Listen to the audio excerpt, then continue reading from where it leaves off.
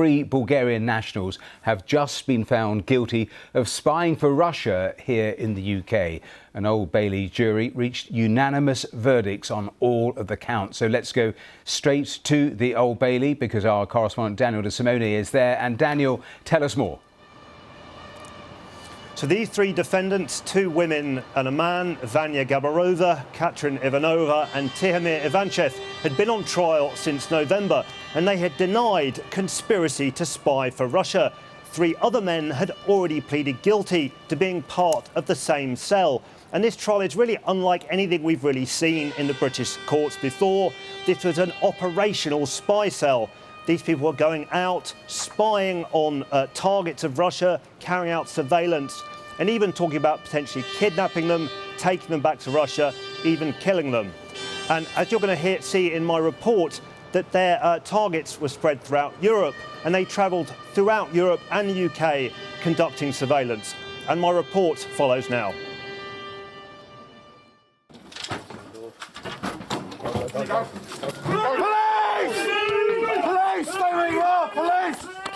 Smashing a Russian spy cell by raiding a guest house in Great Yarmouth. Stay there! Stay there! The owner is Bulgarian Katrin Ivanova. Stay there! Stay there! He suggests police have made a mistake. It's the wrong place. Support! I think it's the wrong place. But it isn't. It's full of tools for spying, and officers find thousands of chat messages organising espionage. Are all of these devices yours? I have purchased some on the eBay and I'm repairing many of those. They're yours, aren't they? Not all of them. The sheer scale of what was recovered from the espionage base was unprecedented. We're talking about devices that can, for example, be taken close to a mobile phone and extract the data from that phone and exploit it. And there were 11 drones, over 200 mobile phones, nearly 500 SIM cards. The scale was enormous. Katrin Ivanova moved to the UK as a businessman over 15 years ago. After being recruited as a Russian spy, he then recruited other Bulgarians working in normal jobs. Biza Jambazov and girlfriend Katrin Ivanova, a couple who ran courses in London teaching British values. Entry 3, Introduction to British Value. They also worked in healthcare. And he had an affair with another cell member, beautician Vanya Gaberova. Oh, big left hand and a huge right. Another member was Ivan Stoyanov, a mixed martial arts fighter. The destroyer Stoyanov! Their spy cell conducted operations in the UK and Europe, following people targeted by Russia, and even seeking to identify Ukrainian troops believed to be training at a US military base in Germany. They filmed themselves next to the base. In Montenegro, they posed as holidaymakers to spy on the partner of one target. In London, they filmed the Kazakhstan embassy, where they planned to stage a protest. With the pretense they could then give information about protesters to Kazakhstan intelligence to curry favour for Russia. Throughout Europe, they spied on journalists Christo Grozev and Roman Dobrokotov, who exposed Russia's role in the Salisbury nerve agent attack, with the cell deploying these spy glasses to film them. Katrin Ivanova capturing Christo Grozev on a plane, sending the footage in real time to the cell. Some members had discussed killing him. They spoke about kidnapping fellow journalist Roman Dobrokotov.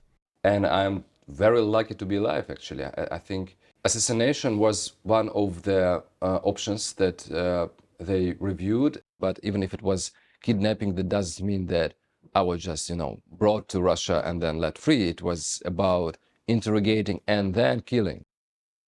When police moved in, they found dozens of fake identity documents. The cell even posed as journalists.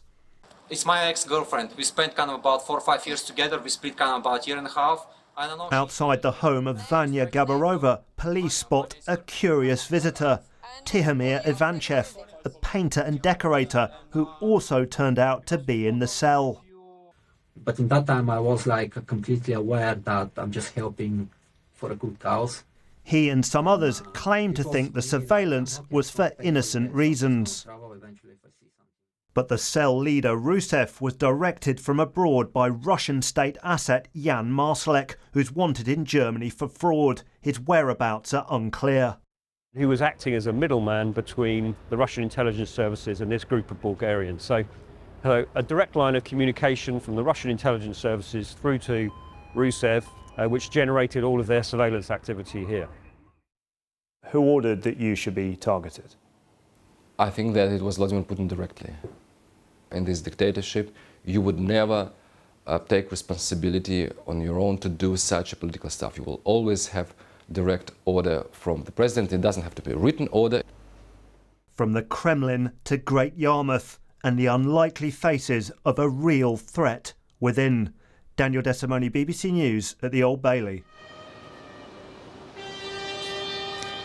And as you can see in the report there, this cell was conducting the sort of operations that have previously led to poisonings and death in Europe and in the UK. And so this was the first time a trial has really seen on the inside of a spy cell, seeing their messages, seeing the things that they were filming, the pictures they were taking, they were discussing the people they were following. And these convictions, of course, come at a moment when Russia is at the top of the global political agenda. And we're going to have to see what Russia says in response. But the police are quite clear. They say this was the Russian intelligence services causing chaos on the streets of the UK. The victims, who you saw one of them in my report, saying this goes right to Vladimir Putin himself, given the nature of the conspiracy that we've seen. And so as for the defendants themselves, there are 6 of them that are going to be full to be sentenced. That may take up to 3 days, and sentencing will start on the 7th of May.